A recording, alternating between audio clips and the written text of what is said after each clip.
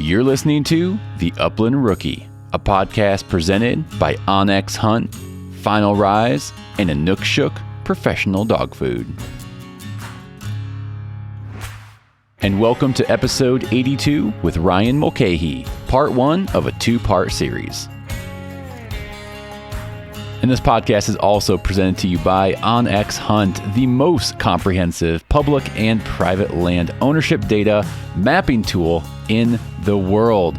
Many tools and layers like crop types, tree species, waypoints, and so much more. The Onyx Elite membership is going to give you a ton of access to a whole bunch of benefits, discounts on awesome gear. If you're not using Onyx Hunt already, I highly encourage you, get over to onyxhunt.com and sign up today. And be sure to check out Inukshuk Professional Dog Food, the only sporting dog, high-performance dog food I'm feeding my string of dogs. Have been using this for several years, and Inukshuk has delivered and lived up to and surpassed all the hype you've been hearing about online through friends, kennels, breeders, all that. And it has just been a high-quality premium food. I've been able to cut back several cups of food for my dogs, still keeping weight on them during season, during trialing, whatever it might be. These dogs are in the best shape they've been in, personally, in a long, long time. And thanks to Inukshuk Professional Dog Food, they have 4 incredible formulas. Check them out at inukshukpro.com. And last but not least, Final Rise Gear. I am so pumped and proud to be representing the Final Rise brand. They have been producing year after year quality premium upland gear that is made for the hunter, the bird hunter who is putting on miles after miles, season after season, and wants gear to hold up to the elements of how you are hunting. You got to look no further than finalrise.com. Check out the Summit vest, the Summit XT vest, which is brand new, the Sidekick vest, as well as the Legacy. So many vest options, which are totally customizable.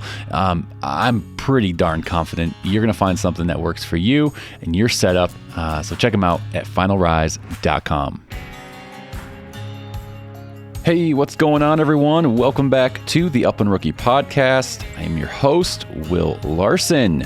Yes, nothing has changed there. It's still me, coming to you from my garage. Same old, same old. It's a Monday morning, day after Easter. Had a great weekend. We were in church with the family. We had family over for late lunch, I guess. Dinner, lunch, whatever you want to call it. It was awesome. Watched the Avs win last night, which was way closer of a game than it should have been against the Anaheim Ducks. But we're ready, guys. We're ready. We have a great, got a two-parter today, 2-part episode. I'm not releasing them both on the same day, but I will release part 2 in a couple days. So stay tuned. I broke up this episode with Ryan Mulcahy into 2. We got going. We had some things to talk about. And so I hope you guys enjoyed this 2-parter. So make sure, if you like this one, stay tuned. Make sure you are subscribed, because you don't want to miss part 2 coming out in a couple days. So couple orders of business, if I would, I don't know, like to say. I'm in a mood today. I'm in a mood. Not sure if you can tell. Lots of coffee has gone down the hatch already. It's 9:54 in the morning. Feeling good. We got some nice weather out here in Colorado finally. It's been a long winter, but a couple things. I got a giveaway. Who doesn't like a good giveaway? We just wrapped up our spring gear giveaway with Final Rise a couple weeks ago, and I have another giveaway coming your way. So make sure you get signed up on Patreon, become a Patreon supporter of the Upland Rookie Podcast. And again, with the weather turning, getting a little warmer out for some of us, and one of the products that has come out, I think came out last year, was the Gunner Fan Kit 2.0. And so I got another Gunner Fan Kit 2.0 to give away to a listener of the show. So make sure you get signed up at Patreon, and you will be entered into the giveaway. And so a couple weeks left in April. Get signed up. I'll be drawing a winner from the Patreon platform to walk away with a brand new Gunner Fan Kit 2.0 and an Upland Rookie hat. So get excited. Those fans come in handy, keeping dogs cool in the summer months, even in spring, based on where you live. It can be warm, so really come in handy with keeping dogs cool. This thing is all stainless steel internal, so it can be out in the weather, get wet, all that good stuff, dirt, grime. These things hold up incredibly well. So you can mount them to pretty much any kennel out there, pretty universal. So whether you have a gunner or you have another another kennel setup, this is going to mount to that kennel very, very well. Of course, it's designed for a gunner. So if you have one, that's awesome. If not, you'll figure out a way. I'm confident in you. You'll figure out a way to get that fan kit mounted to your kennel setup. So anyways, enough with that. One more announcement is if you are a YouTube watcher, which I'm guessing if you were like me, you spend probably too many hours on YouTube watching some videos that are very helpful or useful, some that are just wasting your time. But if you're a YouTube watcher, just let you know that all the podcast episodes are being uploaded to YouTube. So I don't know if you listen to podcasts through YouTube, then the Upland Rookie is going to be there for you. If not, that's awesome. Keep listening to, through Apple or Spotify or, Amazon Music, whatever you're listening to the podcast on, that's great. But just know there's another option up on YouTube. So I think we've got about half of them uploaded right now over there. So if you listen through YouTube or we want to, or I don't know, who knows? It's an option for you up on YouTube. So head over there, subscribe to the Upland Rookie podcast. That'd be awesome.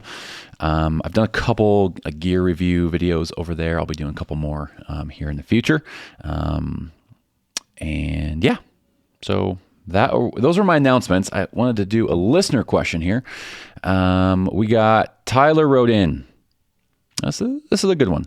Tyler wrote, I think I missed the Insta questions a couple days ago about the topics to discuss, but here you go. But have you ever done anything on dynamics of having a male and a female in the same house? You always hear people say to stick to the same sex, but I would think having one of each may offer some balance. IDK. I don't know. IDK. Great question, Tyler.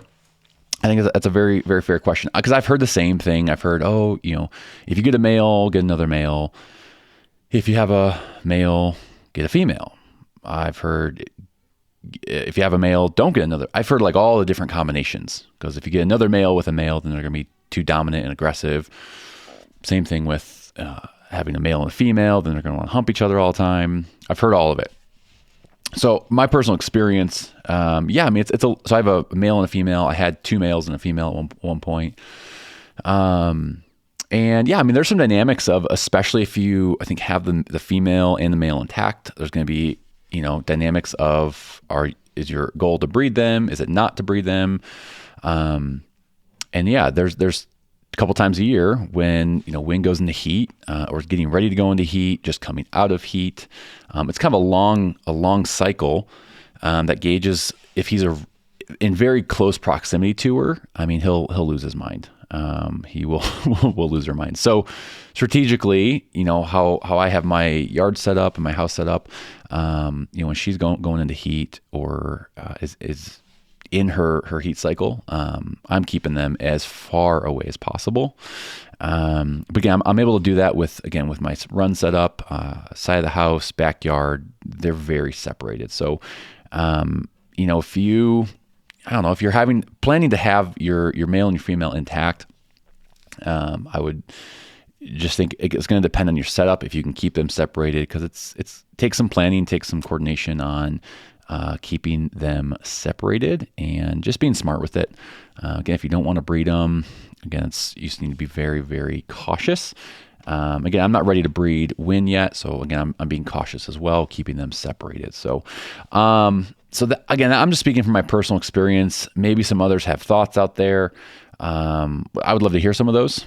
Male versus female. Should you have two males? Stick with all females. What it might be. When I had two males and a female, I kept the males together, and I mean, they were buds. I mean, maybe it's just their personalities. There was no issues as far as dominance or aggressiveness.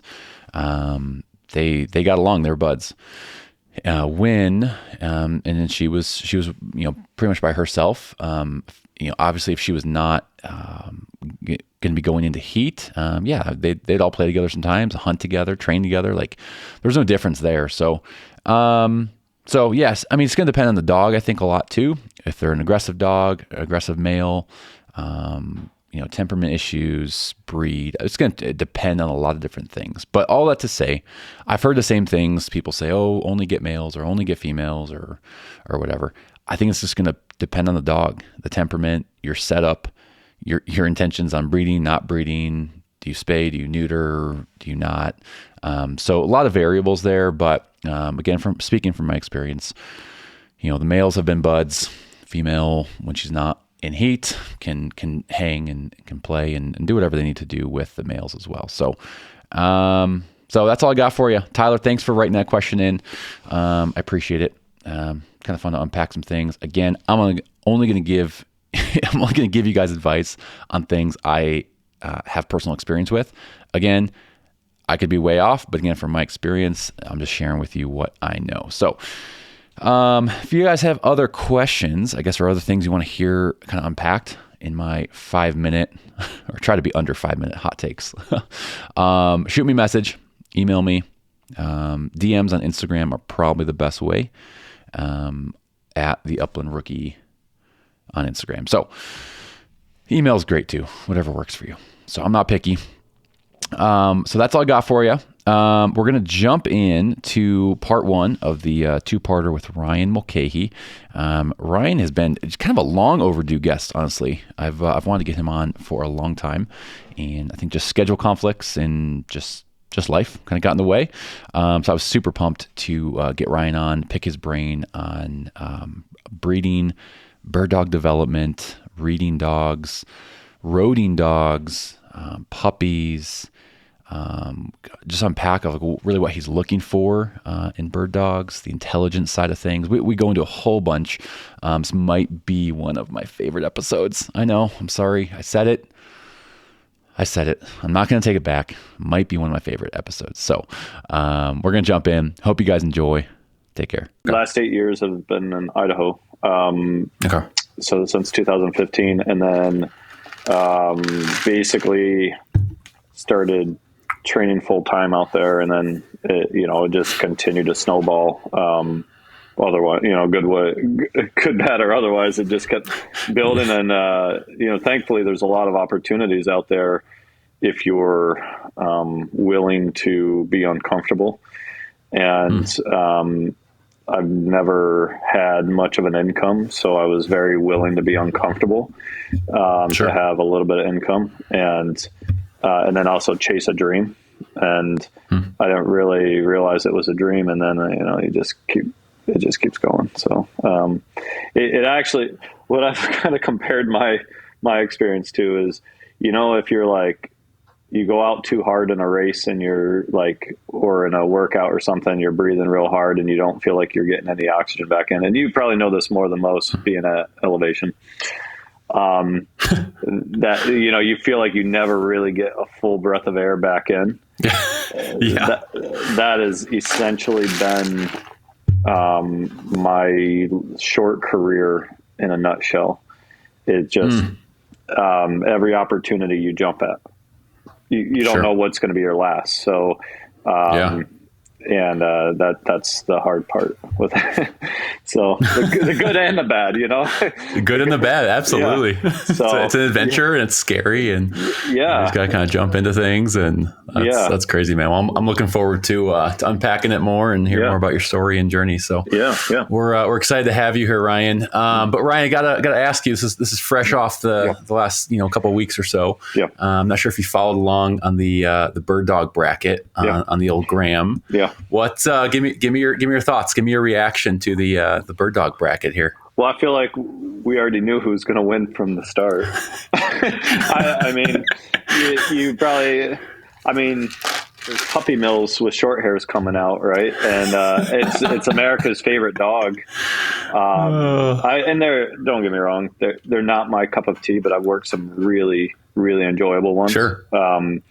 In fact, a lot of them we get some really good work done with them. But for what I do, it's hard to get the dog to be that standard consistently. And, and it's not putting them down at all. They have a different utility. It is what it is. Yeah, exactly. Yeah, exactly. So if you bred enough generations of them and ran your program based on like wherever you go in the world to work dogs, it doesn't matter the breed. You're going to be able to create something. But that's the short hair is America's breed of choice right now for any. Yeah. Why is it, you think? What is it about the short hair? Well, it truly is probably the most versatile dog in the world. Sure. The thing that I would love to do this, and I haven't done it yet, and I should be able to in the future here because my work schedule, I won't be working as many 80-hour weeks. That's exciting. Yeah, that hasn't happened in a long time, but I should have a little bit of freedom to travel. I really want to go up and watch the Iditarod, and I know that's like a big show and everything, but at least want to watch certain stages or parts of it, seeing mushers. I want to watch them handle dogs. I want to watch them be around their team. I want to see the carnage, what they're doing to try to manage that team along the way. But I really want to see even the short course dogs, which the short hair is the ideal dog for ski joring, bike joring, and canicross. And it's a dog that, and we'll get into this, but if you breed certain characteristic generation after generation and then just continue to enhance it, that's going to be the right dog. And there was a gal I was chatting with this year, and she was asking me about, possibly breeding to one of my males. And I said, I don't think it's going to be the type of dog that you want because she does ski joring, and she's one. I think she was very competitive worldwide. And I said, I said, muscle wise, they're going to have it. The fluidity in their gait is different. You're basically looking for. And you're talking about your pointers, right? Yeah. Because our dogs have to. It's a different. It's just a different structure and build that we're looking for compared to what they're looking for, and the fluidity in their gait is completely different. And if you took a like 70 to 90 pound short hair and crossed it to a greyhound, that's essentially what they're running.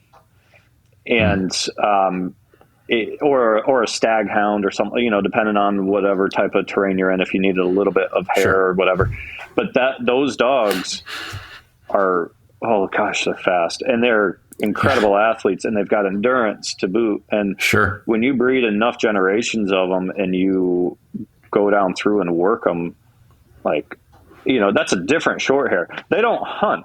They aren't bred to hunt. And that's what people have to realize. Like, I had a guy one day say, well, I bet those dogs never hunt. I'm like, well, I bet you the last 20 generations of them haven't been bred to hunt. They've been bred to run. And that's like, whatever we're doing, if we're breeding with that purpose, that's what we're going to create if you work them. It doesn't matter the breed. So like, if that means to be a running sled dog, if that means to be a champion bike joring dog, whatever it might be, like, whatever, like your goal is, whether you're a kennel or breeder, whatever you are, like whatever your focus is, if you want crazy ass, great bird dogs, then you're breeding for that. And then regardless of breed, and I know I get off on these tangents real easy, but regardless of breed, that's kind of the fascinating part. But what people don't want to know is that there is a culling process. Whatever way that goes, there is a selection, and they don't all get bred. And that's the part where our human side we have to get rid of the bias of, well, I really like this dog. Well, right. But the dog doesn't pertain what we need to move forward. And so it doesn't mean you have to destroy the animal. It just means that it's not in this program. And that's what folks have to understand. They don't all get bred, and they should not all get bred. Should not, right? No, just because you like it, just because you love a dog, and they might look great, or they might find birds. Like, those are all good qualities, right? Right. Doesn't mean that they have the whole package to be bred. That's right. Yeah. And the others, kind of the way I've even looked at it is, a lot of people, you go to their kennel and they're like, oh, well, I got a big time stud dog. Well, in that reference, that means that dog will throw themselves in every single breeding. Okay. So if you're having a stud dog, you're proclaiming that this dog will throw themselves a majority of the time in every breeding. Okay. I don't look at it that way. If I'm trying to get, if I'm looking at A and B and trying to get a C, like A plus B equals C. Well, if I'm looking at the pups for that next generation, I might have to create something in order to breed it to what I have. So the ultimate equation is what I am looking for and maybe what I have in my kennel. So I might have a male that I'm like, if I would really like to breed that male, but he needs to be bred to a certain type of female, I might not be able to find her. I might spend 10 years trying to find her and I don't find her, right? So I've got to go and create her. You got to kind of create create that thing you're looking for. You have to create the transport. Wow. And so, I look at a lot of that stuff and we don't always think about it. We think only one generation ahead. And it doesn't mean that those dogs are poor or this or that, but if you're looking at the grand scheme, sometimes you got to be looking 2 and 3 generations down the line, and you've got to match it up along the way. So, it's a hard equation to think through, though. Absolutely. Yeah. Well, we just jumped. We're 5 minutes in, man, and we just went right to breeding. I definitely want to circle back on that. But so real quick, and we're going to kind of go through the rest of this. Yeah. Did you think the pointer ever had a chance in the bracket? No, not at all. Was there any hope? No. Any just smidge of? No, and it never will. It's think about this. How many people really like the Yankees? Right. Well, think about that. So think about their dominant pass, right? Sure. The pointer is the pinnacle of bird dogs, and that's not putting down a different breed. That dog was only bred for work. That was all they were bred for. So there was no real companionship. It wasn't bred for that. There was no real breeding for show because the European style of pointer was used is used for show. So if you really look at it, the pointer has been bred purely for purpose. Sure. And so if you're looking at the majority of folks out there, and we're getting further and further away from working with animals at a high level like we used to, because now we've got gadgets and we've got busier lives and less land to access. So if you look at it in that grand scheme of things, the pointer's it's a plantation dog. It's a Texas dog. It's a certain types or parts of the country, certain people are going to run them. It's no different than a Walker coonhound. My dad has been working coonhounds for over 65 years now. And before I was born, he swapped mostly to Walkers. And I asked him, why'd you go to Walkers from English? Because he started with English, and he was, I believe, and I could be wrong, he was working English and breeding them before Briar Creek, which if you ever listen to Houndsman XP podcast, they talk about Briar Creek kennel. Okay. He was doing it before them. And then one of their foundation dogs they brought up on an episode, and I asked my dad about him, and he said, no, I never bred to him because the dog was not a good producer. Well, it was one of their foundation dogs. But he said the reason, and he said, I didn't have the right female to breed to him to try to almost amplify that generation. He said, so basically he goes, I lost all my stock and I swapped away from it. and I went to the walkers because I could get the right dogs. And, so that's kind of, I look at things a little differently because, sure, well, and that kind of goes to what we were just talking about the breeding thing. It's like your dad said, like he didn't have the right female to breed to that dog. Yeah. Right. Like that male could have been throwing great pups, right? Could have been. Yeah. Which is awesome. Right. But if you don't have that truly right dog to breed to, then you got to make a decision. Throw that nick.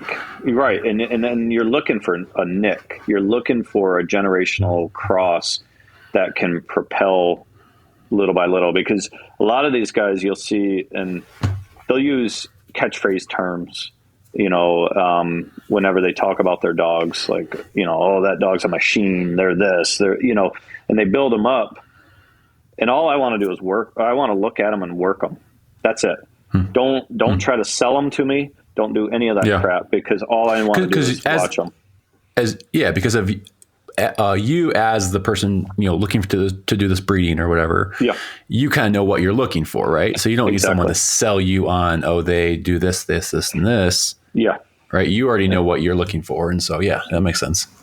Yeah. Yeah. So that's kind of the whole take on it all. But yeah, absolutely. I mean, and I was actually so my great grandfather used to run Brittany's. He had I think a couple decent Brittany's that he ran in the grouse woods back in the day. Okay. And they did a lot of bird hunting. They were all farmers. And so when they had free time, they were running coonhounds, or they were running beagles, or they were running bird dogs. And they had a lot of rough grouse near the farm. And then they also had some pheasants back then too, that were wild birds. But that's awesome. So I want to say that dog's name was Dash, and they killed a lot of grouse over Dash. And so Dash was not alive when I was a kid. Okay. He had some poor Weimaraner in the kennel, I think. I remember seeing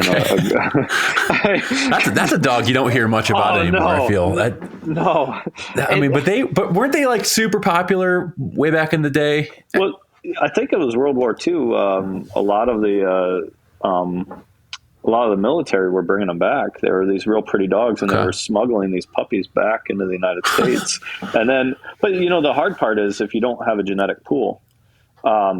They really didn't have a genetic pool, so now you're like, well, okay, I've got to breed them to something if I want to keep them around. Otherwise, it just dwindles. But like any of that stuff, we'll get into that in a breeding talk. Absolutely. Yeah. I feel all this keeps coming back to breeding. Well, hey, since we're 15 minutes in here, we have not properly introduced you to anyone, so the people are like, who the hell are we talking to right now? Can you go ahead and just tell us who you are and a little overview, just high level, and then put us on a map. Where are you talking to us from? Okay. My name is Ryan Mulcahy. I am the owner, operator, and manure scooper of Born to Run Kennels. And we are essentially a traveling circus, and we are now living in Georgia, in Millen, Georgia, about 15 miles from Waynesboro, which is the bird dog capital of the world. And Harold Ray, if anybody knows of Harold Ray's kennel is over in Waynesboro. I haven't been there yet, but he's there. And Harold's incredible from everything I've seen and heard. And so if you drive into Waynesboro, what I've also discovered in my short time here, you drive into Waynesboro, everything is themed with bird dogs. So certain buildings have setters on them. Certain buildings have pointers. There is one mural with a short hair on it. We don't talk about that side of town. But it's really neat. If you look up on the water tower, there's a silhouette of Tomoka, the famous setter up there. And this sounds just like the city of Denver. Yeah, exactly right. But it's just kind of neat. If you're an enthusiast of it and you're walking around town and you're like, oh gosh, there's just bird dogs on street signs. There's bird dogs on businesses. It's just kind of neat. And then if you go into a certain place, they'll talk about field trials over at Dye Lane Plantation, which I believe all the the Georgia All Age and Shooting Dog trials are held over at Die Lane Plantation, which is about 10 minutes out the backside of the plantation I'm on. So that's awesome. And the plant. Well, I don't know if you really. I guess it's plantation. I don't know. We don't do any crops, but it's all managed for birds. It's oh, that's awesome. Yeah, it's approximately 5,000 acres, a little under, and it's called Spring Mill, and we are in Millen, Georgia, and it's quite new. We've been working with Tall Timbers, or they have been working with Tall Timbers organization the last few years, and they're getting the habitat correct, and they're getting the birds building. And since getting here, I have been hearing birds whistling and calling each other right from the house that I live at. So it's kind of nice. That is super cool. Yeah. Well, we'll loop back to a little bit more Born to Run Kennels, kind of what brought you down to Georgia and some of your other stuff. But before we go any further, tell me a little bit about your story. I know you mentioned your dad running coon dogs, your grandpa being in bird dogs. So just tell me a little bit about, like, was this lifestyle, was bird dogs and training, was this an option for you? Was this something you kind of got into a little bit later? Tell me your journey a little bit, get into this. So this was, okay. So I guess it all started off at probably about 3 or 4 years old. And I always wanted to be outdoors with Dad, working the hounds and the puppies and taking them for walks and whatnot. And at that time he had Walker pups consistently. We would have, Mom and I say that we had up to 40 dogs at a time. Dad says we never had that many. And he denies that. with him because, I'm going to side with him on this because a litter of puppies is one dog to me.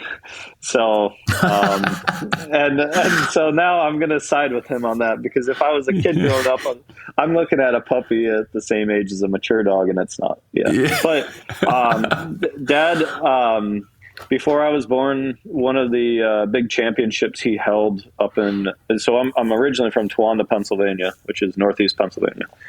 One of the championships he held drew, I believe, 110 dogs, and it took approximately 2 weeks for them to conclude that championship. And so he put that on, and that was, he ran the Coon Club up there, as they called it, and it was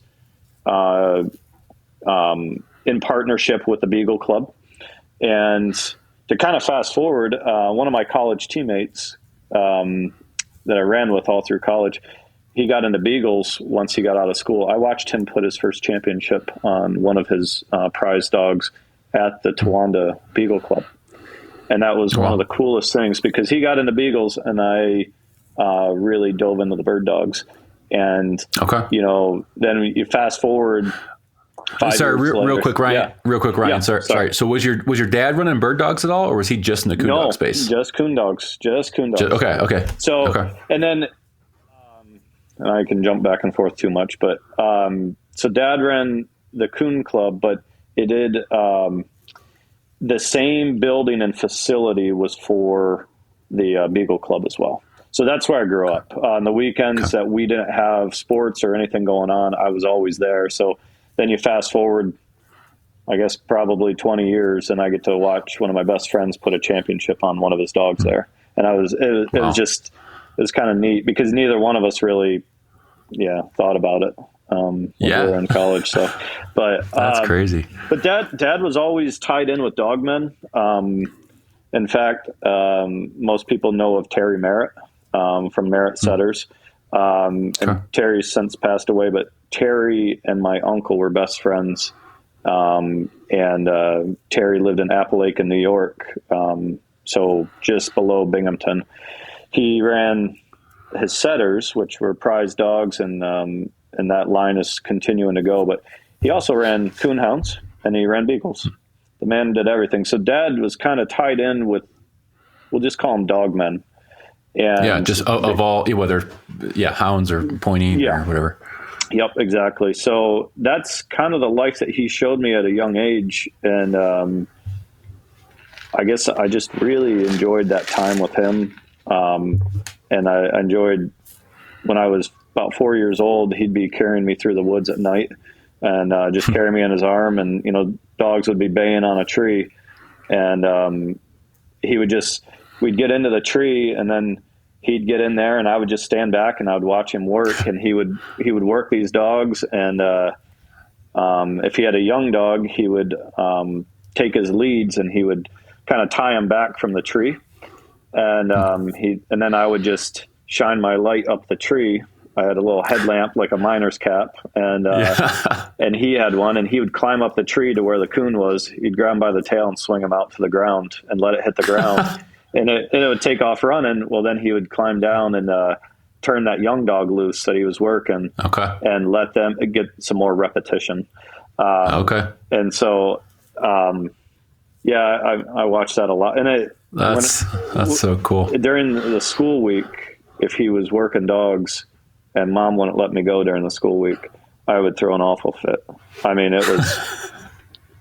I wasn't going to bed until the lights turned into the driveway. Don't keep a boy from his dogs, and they knew that. They knew I guess they knew that about me, and it wasn't that they were trying to diminish it, but they wanted me to get an education. Both of them demanded it, and so.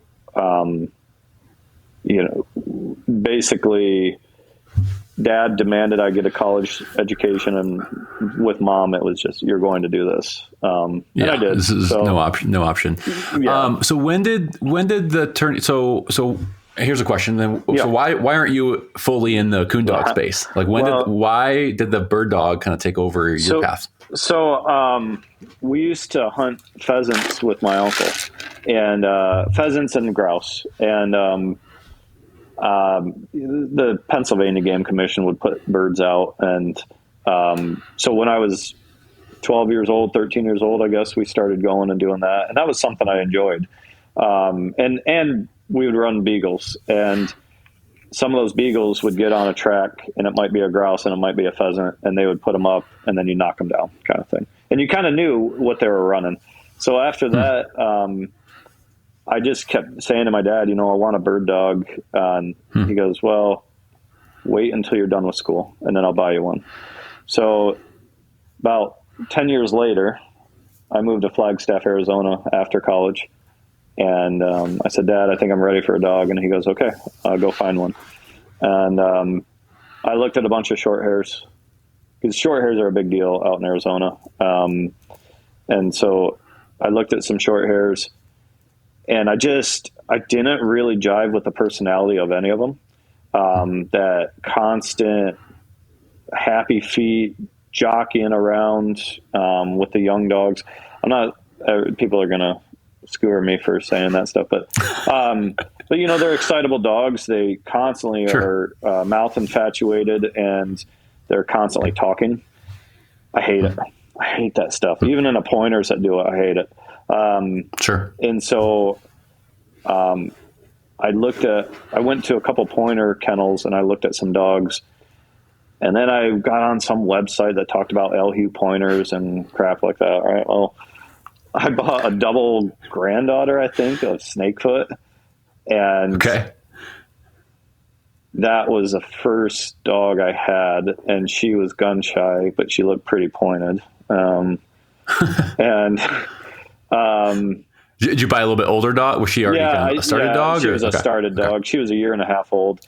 And I'm trying to think what age. I got rid of her within a year.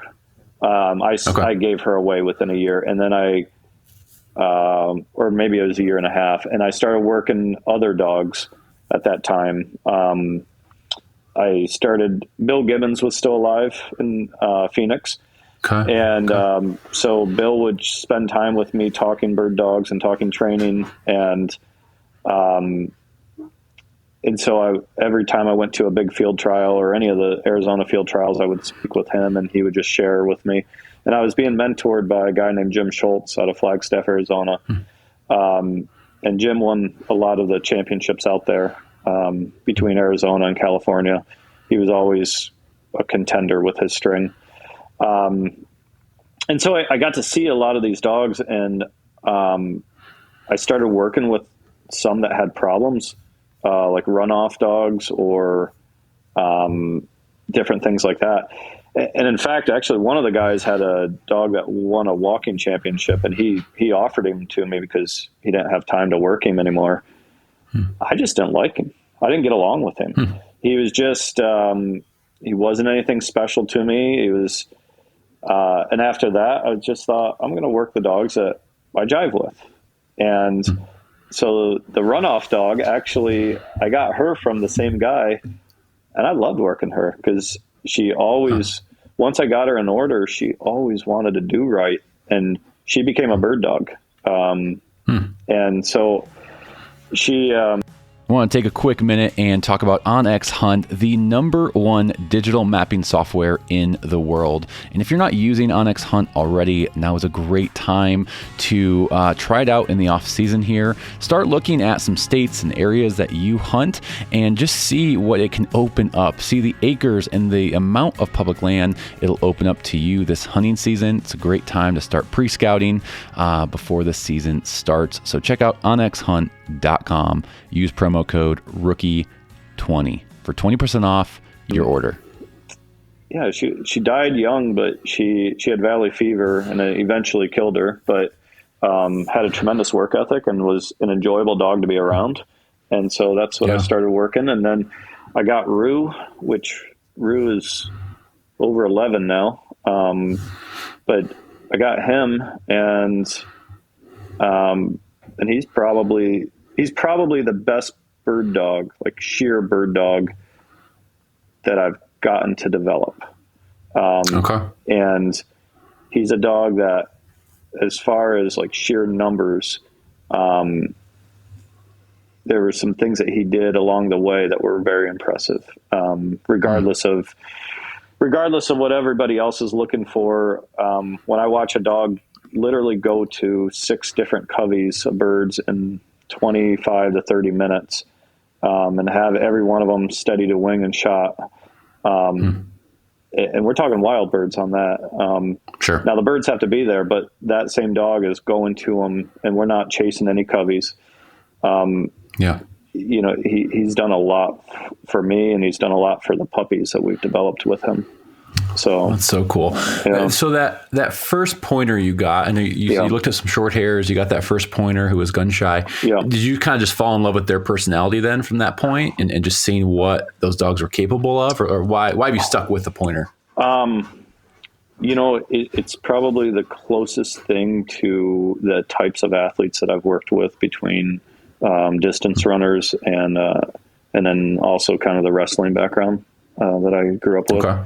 And so that mentality, they're probably the closest. And then, you know, they're goofy dogs at times, but they're not off task all the time. And they're really quite easy dogs that take care of themselves in the kennel. Like, you could walk into our kennel. I mean, we don't have it down here, but in Idaho or anywhere else that I'm at, and they might all just be laying with their head down and not even worry about you being there.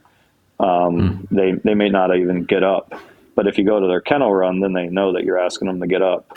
And these are the same dogs that, you know, maybe they've never been in a house until they're 8 years old, but they're so intelligent that they come into the house and they look for your direction. You give them a direction, and then they are okay. You know, they're very adaptable animals, and it's what I like. That's not putting down, you know, people are going to say, well, he puts down other breed. Well, at times I might, but it's a good, I don't care what breed it is. A good dog's a good dog. Sure. It could be a crossbreed. It could be anything. If that dog is bred with intelligence, and I'm talking about real intelligence, not man-made intelligence, or a dog that has to have constant human direction. But if they understand their position, that's the type of dog I'm drawn to. And there's certain lines of pointers I may never own, because they're just not the type of dog I ever want to be around. And specifically, we'll use that word type. You're going to hear that a lot, especially when it comes to breeding. And you think about that, the type of animal is specific to what I'm looking at, not just bloodline. So you can breed a type with 2 different bloodlines or 3 different bloodlines. You can breed similar types because they have similar characteristics and they could come from different bloodlines. So Ooh, I'm excited to get into the later half of this conversation. I just made a quick note. I want to come back to, you said man-made intelligence versus true intelligence. I just made a mental note of that. We'll come back to that a little bit later here. Yeah. I want to talk about 2 more things and we'll kind of move on. One, kind of, you're born to Run Kennels, your kennels up in Idaho. Can you talk about that journey a little bit? Like why did you start that kennel? Talk a little bit about, again, I think it's kind of unique. You did kind of like a traveling summer camp thing with that, right? Yeah. And you'd bring dogs and run them on wild birds. Just first off, talk about starting that, born to Run Kennels, and we'll kind of go from there. So that kind of came about,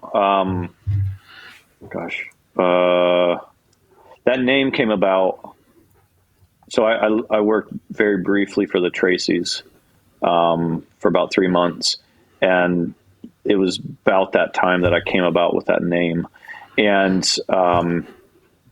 so the whole idea was, it's not just the dog is born to run. It was from my running background through college and post-collegiately and coaching and all that. So, that's essentially what that came about with.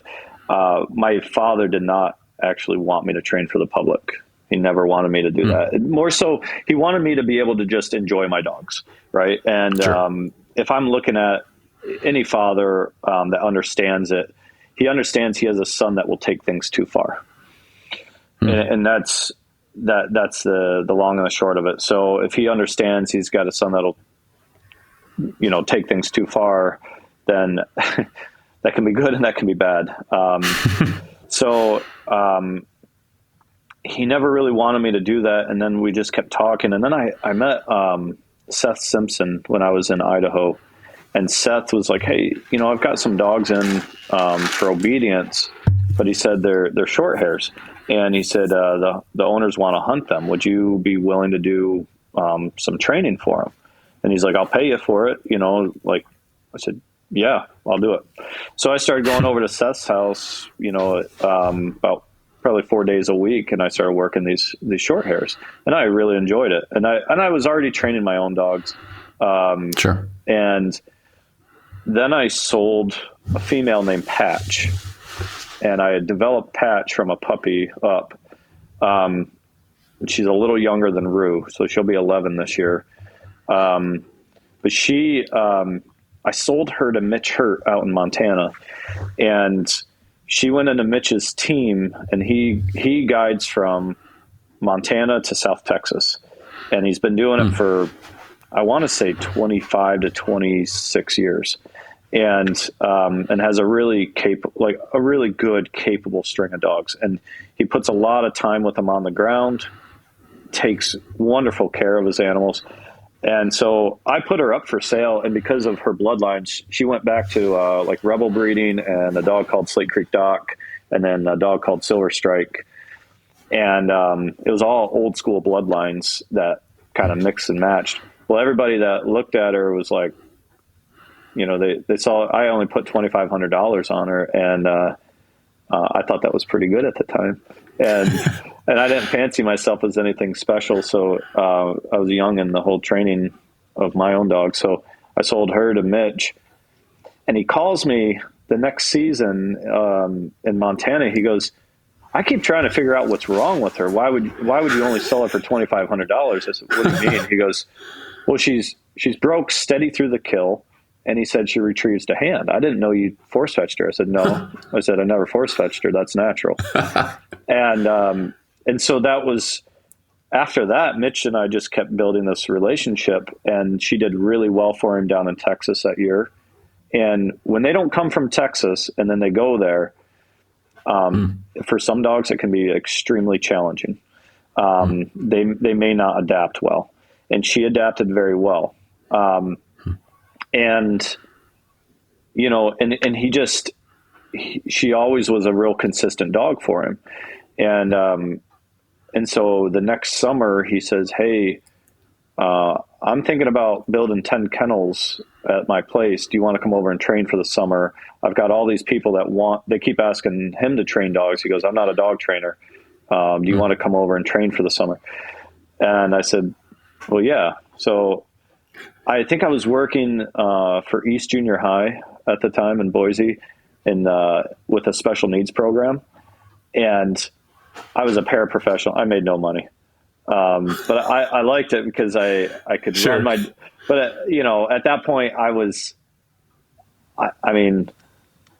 bet you I made like $1,200 a month. And then I coached like a little running group. And, so yeah, I just had fun with everything. Well, barely got by and Mitch invited me over and I was like, yeah, I'll do it. So I went over, and that first summer, I think when all was said and done, I made like, with purchases of food and all that, I think I made like $5,000. And I was over the moon. I was like, yes, you're like, this is awesome. Yeah, this is great. And meanwhile, I'm already 30 years old and I've got nothing, I've got nothing in the bank. I've got nothing really going for me, but I'm just like, wants to give me $500 to $600 a month to work a dog, done, and so that was how it started. Mitch and his wife Annie are the ones that really, and Seth, they were the ones that really started it. And I had great examples between being around Jim Schultz and Flagstaff as a mentor. And he primarily at that time was running Rockacre bred dogs. They were not out of Blackhawk, but they were Rockacre bred dogs. And he had a couple champions in the kennel. And getting to train with him and getting to watch him work them from horseback and riding and doing that. And then Kim Sampson has been West Mountain Kennels. Kim's a wonderful teacher. Which is actually one of her backgrounds. And then she's a tremendous dog trainer. And thankfully I had mentors like that. That was really what did it for me. I was going to ask you a little bit, where did you, this, Mitch? Yeah. Ask you Mitch, like, you were already trained some dogs at that point. It sounds like your own dogs. Where did that come from for you? Like, was that something, I don't know when this was, but probably wasn't a lot of podcasts or, there's books and stuff out there. Like, where did you learn to train dogs? Where did you kind of get your inspiration from? And so basically, I watched a lot from Jim Schultz. So the Bill Gibbons always broke dogs on the neck, right? So that was a pinch collar. That was the old Bill West, Bill Gibbons style of training. But when I was developing with Jim did everything. Farrell Miller at the time was breaking dogs on the flank, and he had been doing it for many years. And so that's what Jim did. So he originally did everything on the neck, and then he ended up going to flank stuff. So, and Bill Gibbons would sit, in a horse trailer and just chat with me for an hour about why you break a dog on the neck and what needs to be done and this and that.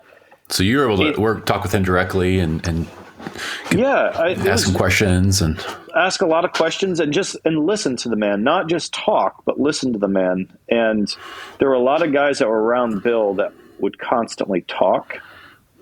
And I was so new to it. I didn't have anything to offer him other than effort, like a young guy that had effort. And I didn't know what end was up. Growing up, we never had horses. We didn't do any of that stuff. I didn't know how to care for it. It was just all new to me. So to watch that stuff and try to pick things up along the way. And, but the difference is, and this is what I found out, when I watched George Tracy and I watched George intently. You can learn more watching certain people in 2 months and start using it than most people will learn in 15 years in the sport. And you want to think about that. And if you go and if you went and watched Harold Ray work and break out dogs that he had developed, and you said, well, okay, Harold does it that way. I'm going to go and I'm going to watch this video and I'm going to do it this way. You're going to learn more in 2 months of watching Harold than you could on your own in 10 years. And you're going to learn more than going to a field trial by watching him in training. You're going to learn more, because at a field trial, the whole example or idea of it is to show a dog to where that judge is like, wow, that's a really special dog. You're showing an animal. You're trying to show them at their highest ability. You're not training. You're not developing. You're showing. Yeah. This, and so that's the major difference with a lot of this. And I watched, and it may not seem like a lot because it was a brief time, but I was intently watching and always asking questions of George, to the point where I know it annoyed the hell out of him.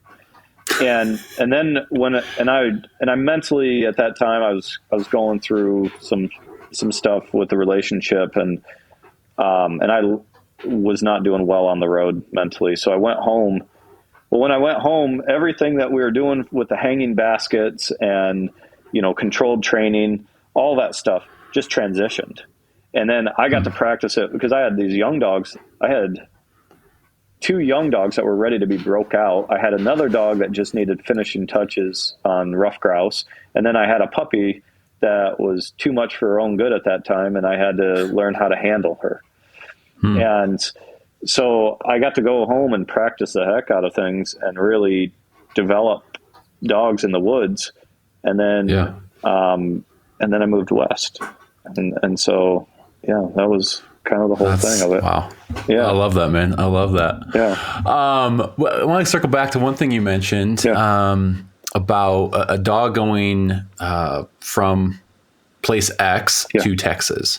Yeah. And can you talk about that a little bit and some of your guiding you've done down there, but what is that specifically with that dog going to Texas? Sounds like it can be a big step for a dog. Talk about that more. Yeah. So, the thing down there, I actually hate the term guide. I'm going to tell you, for me, I hate the term guide. So just, I hate it because all I want is dog work. That's the biggest and thing. Guiding allows you to work with your dogs more. Well, guiding, a lot of the really good guides are tremendous people. Like they're a really good people person as well. So they're the guys that can schmooze anybody. I hate that. I hate it. I want someone to, like, when I'm handling a dog, I want to look at it as I'm handling that dog for clients. And I might have a really good rapport with those people, but I'm not trying to talk to them. I'm directing them. I'm directing chaos. Sure. But it took me a while. There are so many tremendous guides that don't even care about dog work. They'll say that they do. They've got some of the poorest dogs you'll ever see. And that's not their focus. Their focus is to have fun on the ground and kill birds. My focus is to break out a dog, even if it's in front of a client. So when I was in Montana at one point guiding, I was breaking out young dogs.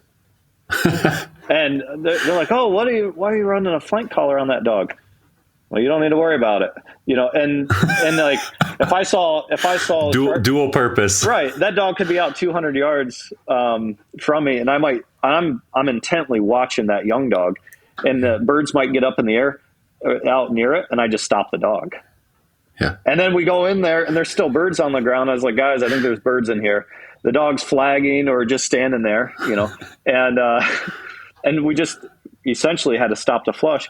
And they walk out in front, there's some more birds, and they drop a bird. Well, now that young dog goes to hunting them and pointing them. So just depending on the dog, some of the rebel bred dogs that I've worked would love to run through them at a young age, which I quite enjoy. But the Texas thing, Texas is very, very overwhelming.